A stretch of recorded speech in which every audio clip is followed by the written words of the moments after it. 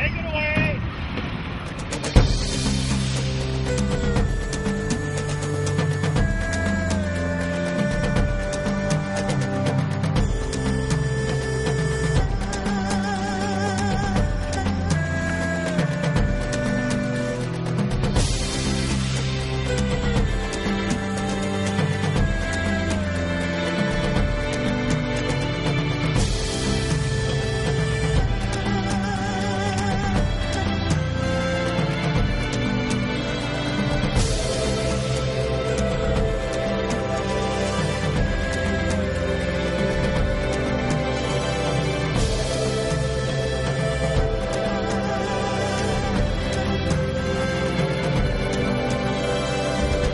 Breast cancer survivor dragon boating actually was initiated by an oncologist, Dr. Don McKenzie, in Vancouver, Canada in 1996. And dragon boating is very popular up there, and he saw people out there paddling, and he was working with women who were breast cancer survivors and thought, what would happen if these women learned to paddle in the dragon boat? Because at that time, any upper body activity was considered to be problematic. So, and at the end of his experiment, he realized that not only had it not caused any damage, but these women were much more energetic, they were feeling much more positively about themselves, and that it really was a good thing for them to be doing that. Nobody really denies its benefits for the women. It's just kind of still a well-kept secret in the physician community, and I think that's one of the things we need to do is kind of spread that word to them. Dragon boating in Tampa has been around for about 6 years now. We officially formed the team in the fall of 2004 in preparation for the Tampa races of 2005, and we enjoyed racing so much that we decided to incorporate as Team Survivor Tampa Bay. So the Pink Dragon Ladies are the dragon boat racing team of Team Survivor Tampa Bay. We wouldn't be recognized as the Pink Dragon Ladies without a purple boat. A lot of teams in the United States can't afford a boat. We're one of those lucky teams. Dr. Kepi's, she's a radiation oncologist. She fell in love with the Pink Dragon Ladies and sponsored the boat and helped purchase half the boat, and got another oncologist to also help sponsor the boat so that we could get out on the water and do the thing that makes us feel alive and vivacious and all of those things. I found out about this dragon boating team when I was going through treatment, and the Moffitt Cancer Center here in Tampa has a breast cancer conference every October. I attended the conference, and one of the tables or booths that was set up was the Pink Dragon Ladies. There was a dragon head and a dragon boat, and I thought, that's interesting. And I thought, you know what, that might be something I might want to get into. So I attended a newbie practice that in November of that year.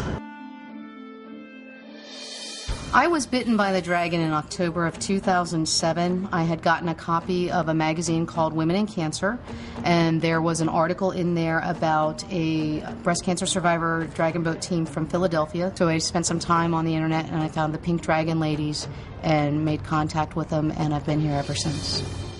5 years ago, I was at a Moffitt conference, and I saw a postcard that had about 5 or 6 boats that were full of ladies. It just looked really interesting, and I took it home, got in contact with one of the ladies on the team, and my first time in that boat, I knew that it was something that I wanted to do. I was doing a photo shoot for a gallery that one of our team members was heading up on women with breast cancer, and I met the Pink Dragon Ladies there, and they said, "You need to join the team," and I said, "What?" I've been in love ever since. The dragon bit me hard. Dragon boat racing isn't for everybody. It's one of those things, you either love this sport or it's just not your thing. But for those that are bitten by the dragons, there isn't anything else. Lane 2, Pink Dragon Ladies.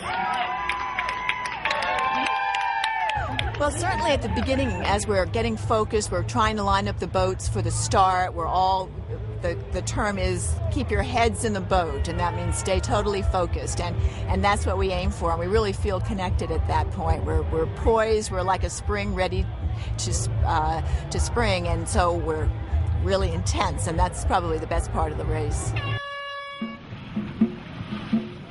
Well, when they say get ready and then go, and I feel like I've got a lot of energy and I can do this, and about halfway through the race I think, I'm not sure if I can do this or not, so I just focus on the bridge ahead and just keep going, and I think of Carol Lee and Marianne, our fallen sisters, and all the suffering they went through and all the courage they had and the determination that they had, and that's what gets me through. Everything you got past the finish line. If you're thinking about the finish line, you're going to ease up. You want to power across that finish line.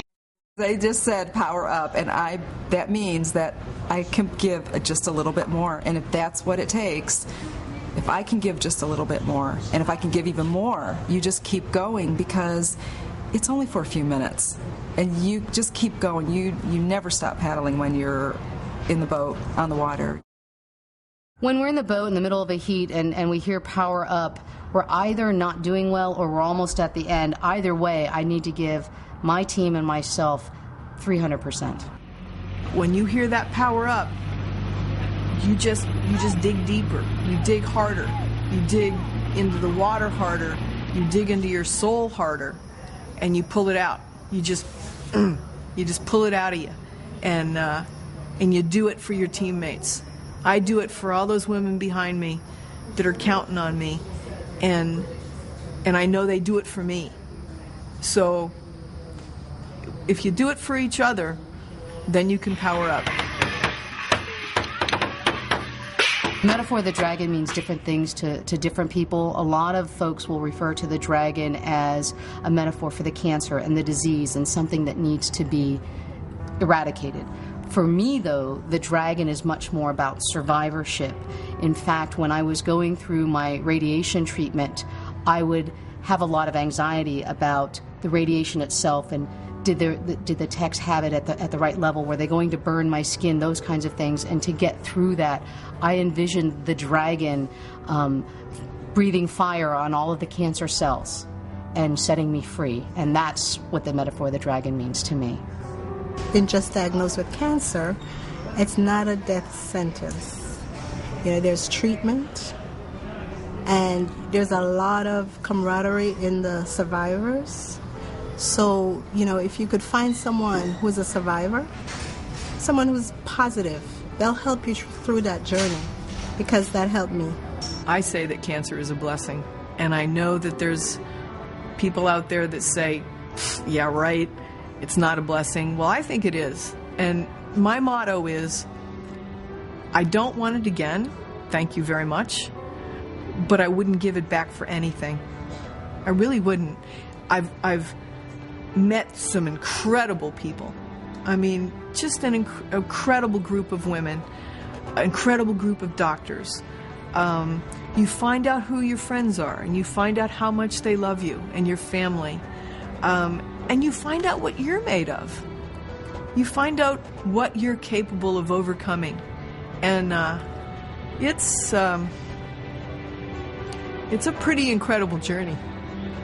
And sorry, I wouldn't give it back. You know, I was a happy person before cancer, and I'm even happier after cancer. Every day above ground is a good day. Life doesn't end when you get a diagnosis of cancer. There are opportunities for you to become even stronger than you were before. And this team empowers women to do that. They learn from each other, they practice with each other, they compete with each other, and they come away much stronger than they were before. And cancer can be a blessing.